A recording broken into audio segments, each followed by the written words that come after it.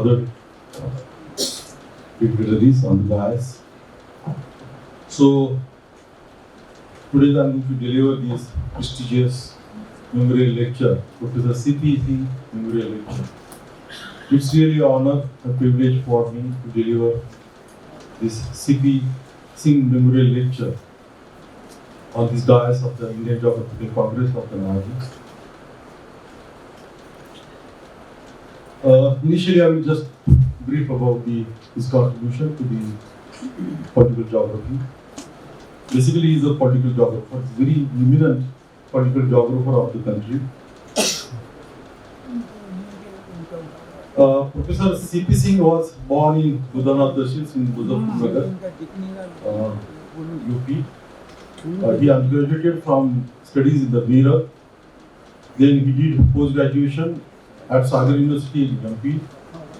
Then his teaching career began in the early 1960s as a teacher in secondary school in UP. Later he decided to take up the teaching assignment in Ethiopia. While in Ethiopia, Professor Singh met with Dr. A.J. Allen from School of Oriental and African Studies, who was researching agriculture and the politics of the water utilization, from where he got the interest in the political geography. And I'm going to deliver in his memory the talk about related to the this politics of the water utilization. This meeting proved the transformative for Singh as he joined Dr. Allen's project, assisting in fieldwork and data collection. This collaboration introduced him to the critical geopolitics and water resource studies, inspiring him to pursue PhD under Allen's guidance at the School of Oriental and African Studies. In early 1970s, Professor Singh returned to India and briefly taught at Shahid Bhagat Singh College for a year before joining the Department of Human Geography at Department of Geography at the Delhi School of Economics.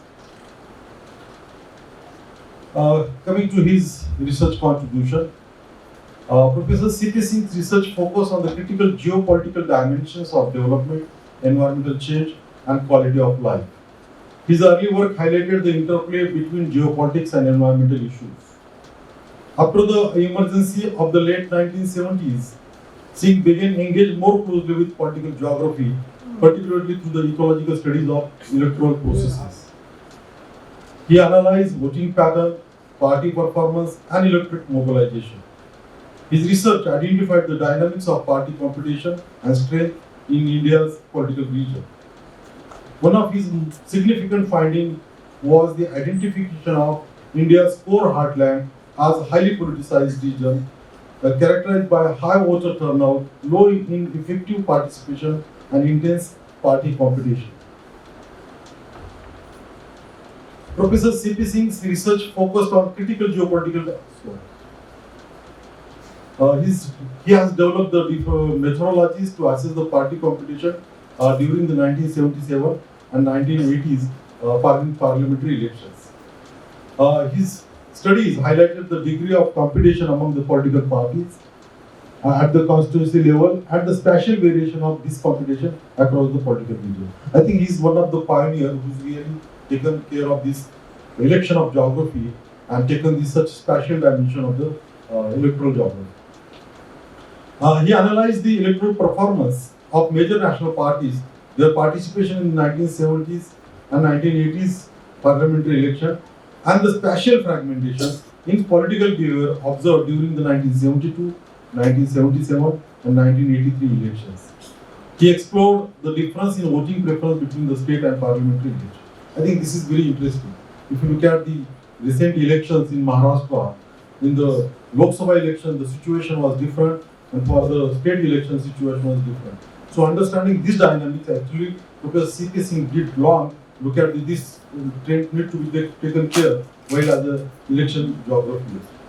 So through his research, Singh addressed several methodological challenges faced by Indian electoral geographers. He provided framework to guide electoral studies, contributing significantly to the development of electoral geography in India.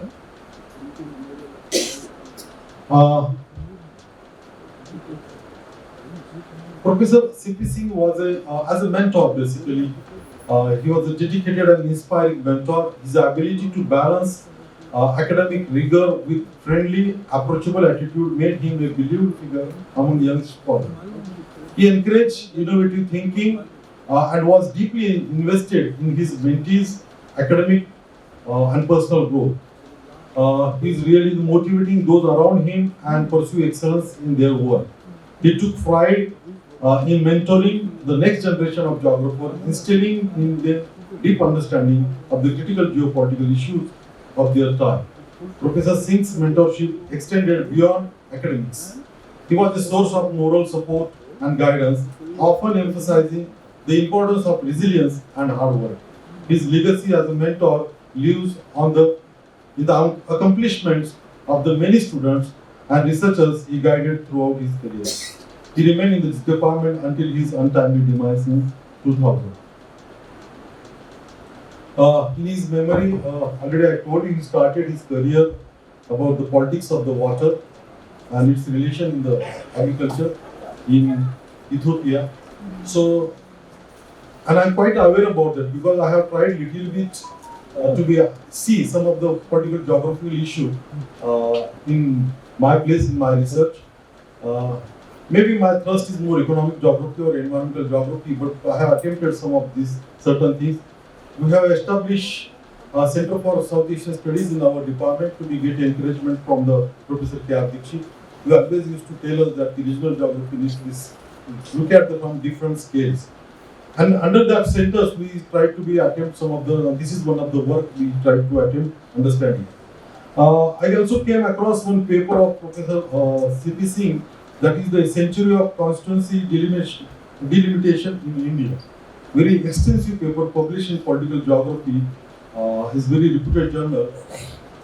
And what he has mentioned in this paper, it was published in year 2000, and last few years before, we worked on the delimitation in Maharashtra, and we found what the outcome given by that, what the concern is given that, where the geographical perspective very much important by delimiting the constituencies, what I have seen in Maharashtra, mainly for the parliamentary constituencies.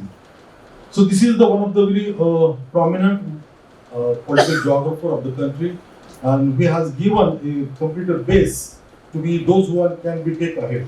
I think in this occasion, I just want to be remind all of you certain important thing.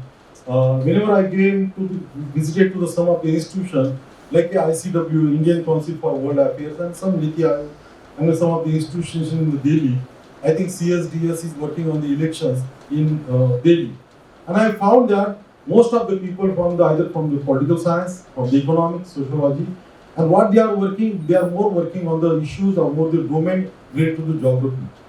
Then I realized that the geographer, if you come forward, I think whatever the foundation led by the Professor C.P. Singh and such people, I think in future also, we as a geographer, we will be looking to that, where there is a lot of potential for the policy framing and even the strategic work also. So if you look at this, one of the issues which I am going to deal here, that is the geostrategic assessment of transboundary river water sharing in South Asia region. So there are the three major rivers basins in South Asia. One is the Indus, another is the Ganga, and third one is the Kali. So we have taken an example of the Indus. I relate this topic mainly because of the Professor C.P. Singh started his work about the water politics. So in this context, I thought that I must share some of my little bit understanding about this treaty and this issue of the transboundary river. Basically, this is the transboundary river.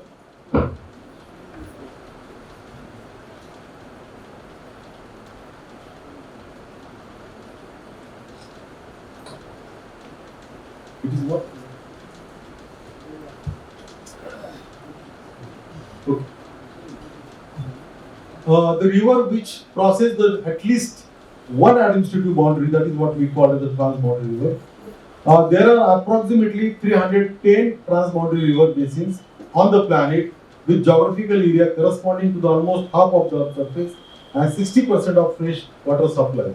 And almost the 3 billion people in 145 countries live in this area. So that's why the transboundary and geopolitics related to this transboundary river has become major concern in the water policy or water politics. And even people also sometimes called as a hydrodiplomacy. Uh, Coming to the South Asia countries, there are the 20 major rivers, among them Indus, Ganga and Brahmaputra are some of the major transboundary rivers. And if you look at here, like for example, transboundary between the India and Pakistan, then India, Nepal and India, then Bhutan and India, then China and India, all these countries, and how much volume of water is, look at that. So we can understand the proportion of water actually lying in these transboundary rivers. Another thing, it is a country share of water originate outside its boundary. So you can see here, Bangladesh is more dependent on the 90%, which is actually come from the India. Then India is more dependent about the 31%, whatever the river water is there, because we receive the water from the Nepal, Bhutan, and maybe China. And obviously, look at the Pakistan, 78% is dependent on the obviously coming from India, Afghanistan, and China. So this is the way dependency ratios are high, and that's the reason you will understand that, because the treaty is between the India and Pakistan, and this is one of the concern about the Pakistan is more worried of, they are always raising the voice against the about this treaty and India's stand. So coming to the geography of Indus rivers, the Indus extend China, then India, Afghanistan and Pakistan, this much is the area. And if you look at here, the category, share of the basin area 47%, in Pakistan, then India 39%, then China 8% and so on. But look at the water withdrawal from that. Pakistan is at proportion to area, Pakistan is actually withdrawing more as compared to the India. This is the for concern. And similarly for the irrigation withdrawal, Pakistan is withdrawing more for that. And this is one of the facts which is going to be is becoming one of the contention for the issue in the this treaty. So this is the geographical distribution of this in India. You can take the J&K, there is a 60% area. Then Himachal Pradesh 15%, and rest of the states are having the 15% or even less than 15%. This is the geographical. So mainly those who are the states which are major concern, Jammu and Kashmir and Himachal Pradesh and Punjab. So this is just for the sake of understanding of the South Asia. Why it's important? Basically because there is water is the resource and there is no substitute, and it cannot be secured in sufficiently large quantities through the long trade fields kind of things. And due to interconnectivity of the hydrological system, the action of one country in its water management have a direct bearing on the interest of the neighboring country. So any activity, somebody take any action in particular country, maybe China is doing, Nepal is doing, Bhutan is doing, India or Pakistan. Obviously, it is going to be, it is interconnected, going to be affect or having some impact on the neighboring countries or concerned countries. So that's the reason such kind of the studies always need to be monitored and has the rationale about it. Coming to the most of the treaties, if you look at the South Asian countries, are signed in 1950s and 60s. But now the problem like climate change, then water quality and the development, these are the something which really become the major issue, because water demand is increasing day by day. So that is the one of the major concern here about looking to this treaty. So South Asia also is an important place in the world because the transboundary river have potential to impact relation of these countries, because everybody is aware about that across the world. There are some of the hotspots, some of the areas of disputed areas. They are looking to that. So this is our South Asia region, always is considered a major disputed region in the world, and that's why the geopolitics of this region is becoming important. And another thing, South Asia is considered the least integrated region, and water is no exception to this, because they share the significant number of rivers and cooperation become the necessary. So coming to the analysis of the treaty, you can see here, as for the treaty, these are some of the important information is here. So this treaty is signed between 1960 actually. They have divided the rivers like the eastern rivers, Ravi, Bias and Satluj. So these are the three rivers. If you look at here, the southern part of that. And the Indus, Jhelum and the Chenab, these are the western rivers. So major share is given to for the western rivers to the Pakistan, and the eastern to the India. if you look at here, India can use 20% water of Indus, Satluj and Jhelum. Means those who are the three western rivers, we have the right of only just 20% and Pakistan is having the 80%. But take the Chenab, Ravi and Bias, this is the southern part, that is what India can be used the 80% and Pakistan have the 20%.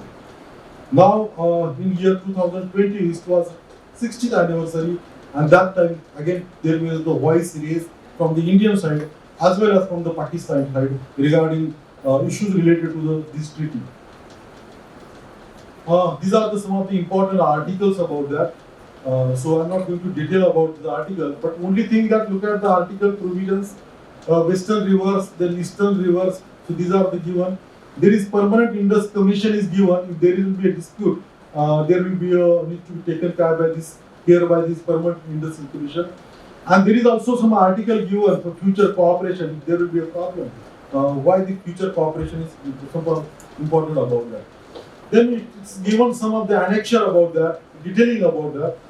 Agriculture used by Pakistan from the certain tributaries of the Ravi. If you go to the microscopically, so many complex situations are there. Then agriculture used by India from the western rivers. Because we are also just drawing the 20% from the western rivers. So how much we can use for the agriculture? Similarly for the Pakistan also. And again, the generation of the hydroelectric power from the western rivers. So these are the given limitation in all this annexure, and that are all these limitations nowadays because of the increasing demand and also shortage or scarcity of the water. These are the become problem for these treaties about it. Also, there are some articles, but I'm not going to tell you about all the details about the articles. They have defined everything about that. What is meant by eastern rivers? What is meant by western rivers? Already mentioned about that. What exactly mean by agriculture use? What is meant by domestic use? And what mean by the non-consumptive use? If you look at the non-consumptive use, means control or use of water for navigation, floating of timber, other property, flood protection, flood control, and so on. So rights is given to both the countries regarding at what proportion, in what way you can use the such kind of the use of the land. Similarly, this provision regarding the eastern rivers. Okay, so eastern rivers means these are the three rivers: Satluj, then Ravi, and Bias. So shall not permit any interference the water of the Satluj main. So Pakistan is having some restriction about they cannot be interfered. And coming to the another aspects about that, any tributary which is its a natural course join the Satluj main or the river Ravi main before these rivers have finally crossed into the Pakistan. So there is a limitations given that Pakistan have the least interference in such part of this article. Similarly, Pakistan shall receive unrestricted use of all those waters from the western rivers. Okay, that is what again right given. So eastern rivers more the priority given to the India, and for the western rivers more priority given to the Pakistan. These are the some data regarding the issue about that. This million acreage feet kind of thing. So this is the Indus, Jhelum, Chenab. These are the all western rivers, and this is the proportion of this capacity is there. It shows that what potential actually having that, and India is completely majorly deprived from this potential. This is what the stand of the India is taken for that. Okay, this is regarding the future cooperation. It is expected that we should have regular monitoring. Then any work is going there, we should cooperate each other. It should be informed to each other. So care should be taken for the future cooperation. So mechanism is given. So if there will be a problem, there will be a permanent in this commission. There will be a person appointed as a prominent engineer, as a commissioner, and if any issues there, it should be examined by that commission. And then there is a problem, there should be then a neutral expert. And if the dispute is continued, then it will go to the international court. So this is the mechanism is given about it. So this is regarding the Pakistan's invoking of this treaty mechanism shows its limitation to resolve a bilateral dispute through the negotiation. I think this is the problem. This is what basic information we have taken about this treaty and kind of thing. But major issue is that Now, whether this treaty needs to be revoked or maybe terminated or maybe some changes are required. So mainly because of the mechanism is given, it is bilateral, but it is not satisfying, and some of the issues they are raised to the international court actually. So this is the Indus Water Treaty 1960 be modified. This is regarding the given what can be done. So there is given the provisions it can be modified, but it is a permanent treaty. This is another issue about that. There is no time limit is given for the treaty. It can be reviewed or it can be revised after some years. So this is the one of the limitation of the treaty. So okay, this is the little bit background about the what exactly the treaty and kind of thing. But what is the major concern about it? So contemporary concerns first is that regarding the contemporary challenges and relevance of the management regime, if you look at the issues like groundwater, climate change, pollution control, environmental flow, these are the some of the issues are not that much addressed in the treaties, and now these are become the very contemporary concern about it. So we will see some of the example about it. Through that we can understand. For example, look at the population. Almost is increased by the 5 times. Some of the places is the 3 times, some of the places is the 5 times. So in 1960s and 2024, there is a tremendous difference between that. So rapid urbanization. Even 1960s urbanization, I have taken some of the statistics about that. For example, in Pakistan, 1960, the urbanization was 20%, and now it is 34%.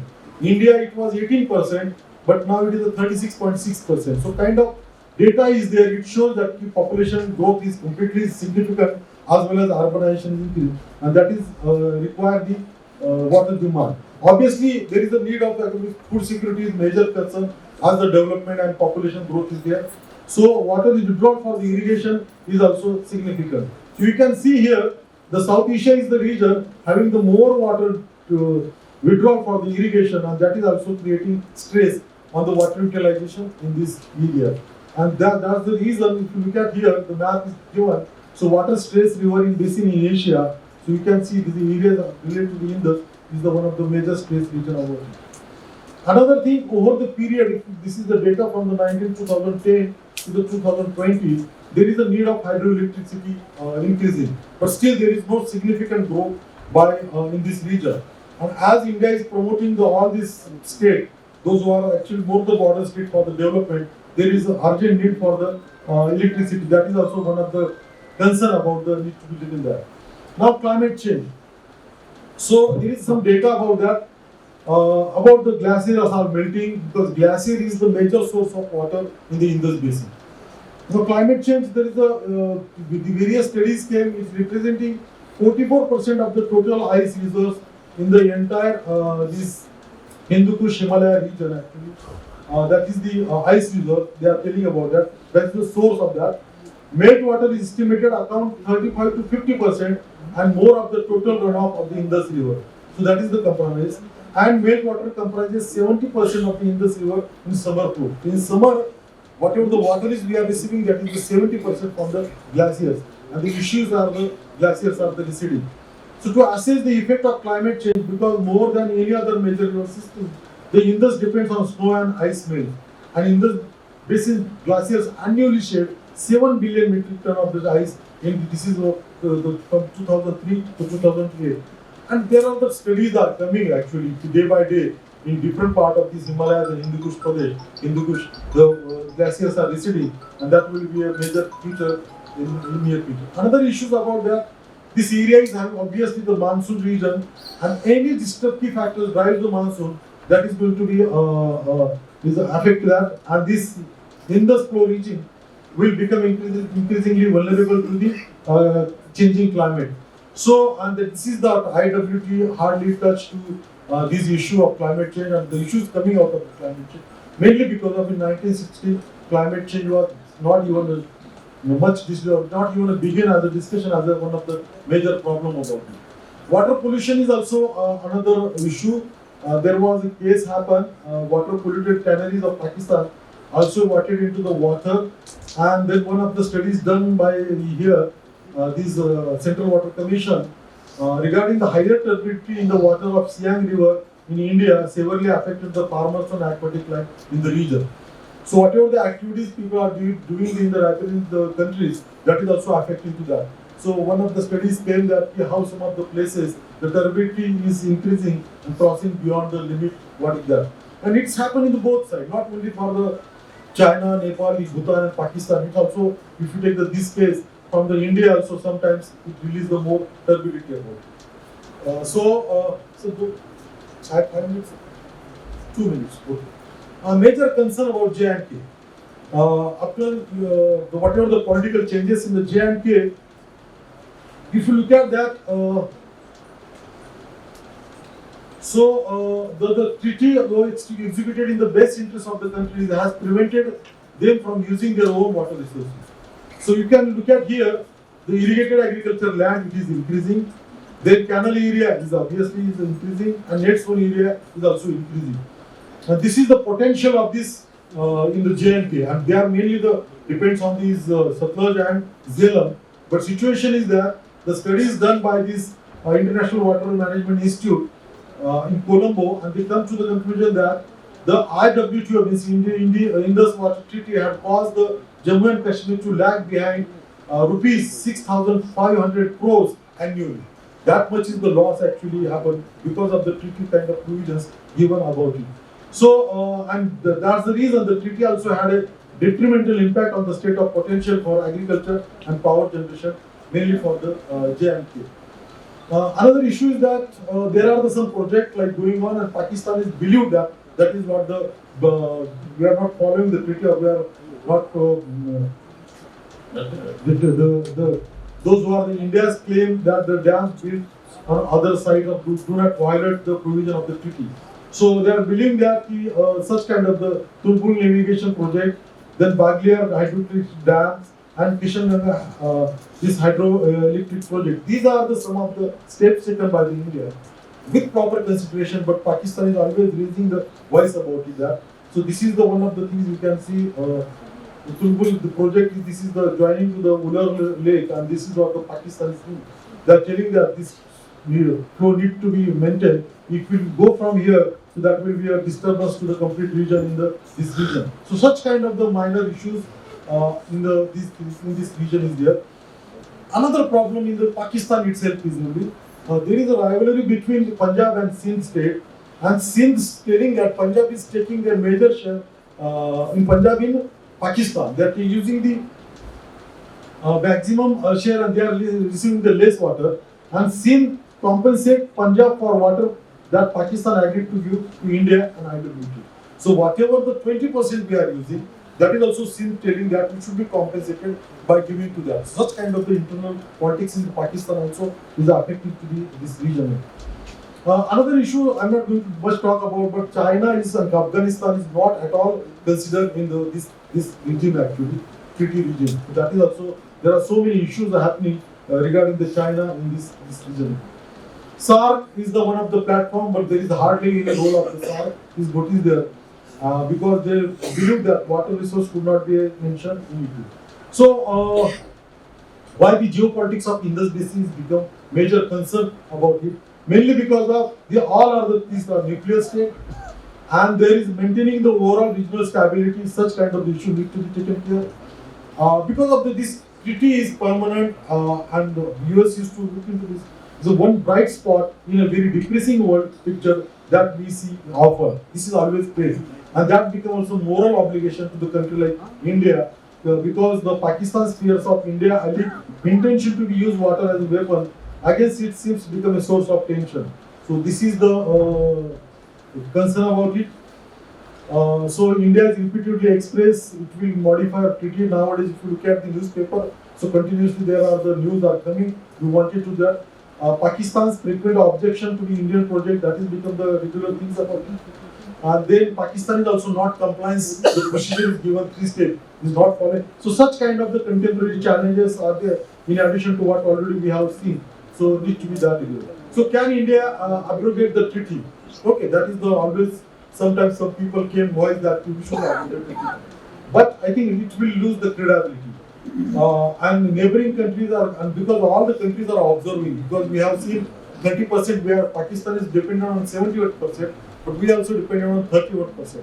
So China, Bhutan, Nepal, all these countries also watching how India are going to deal with that. Accordingly, they will take care of the upper referring countries.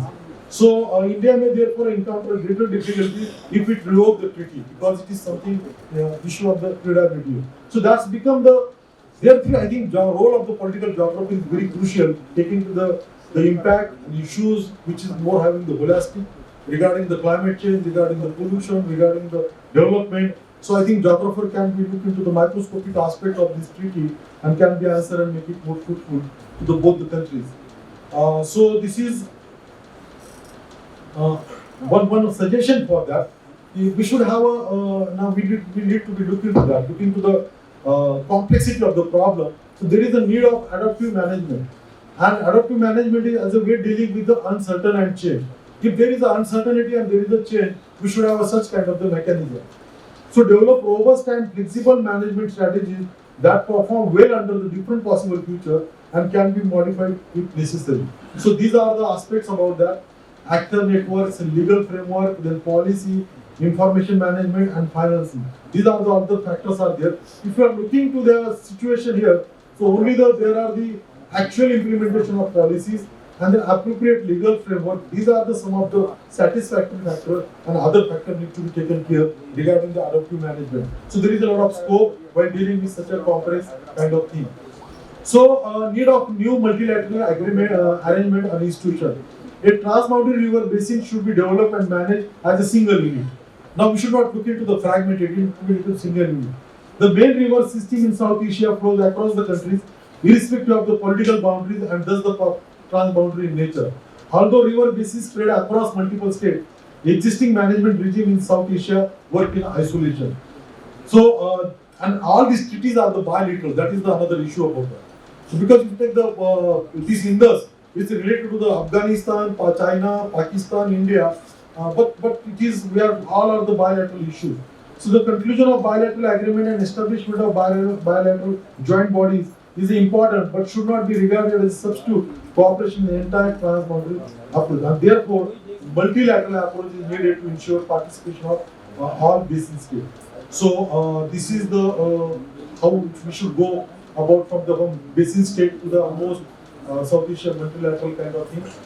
So conclusion by policy suggestion.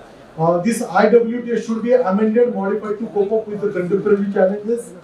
Then IRBM approach need to be explored. Then SARC need to be taken care of the negotiation and bring the things at the platform for the proper negotiation. Then visibility of multilateral organization to look after the common river resource need to be explored. And although China is not a part of South Asia, its unique geographical location makes it essential for discussion over the shared water.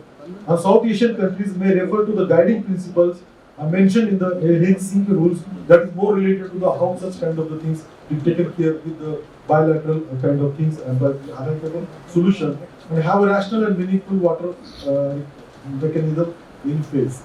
So this is the some of the references taken. Thank you so much.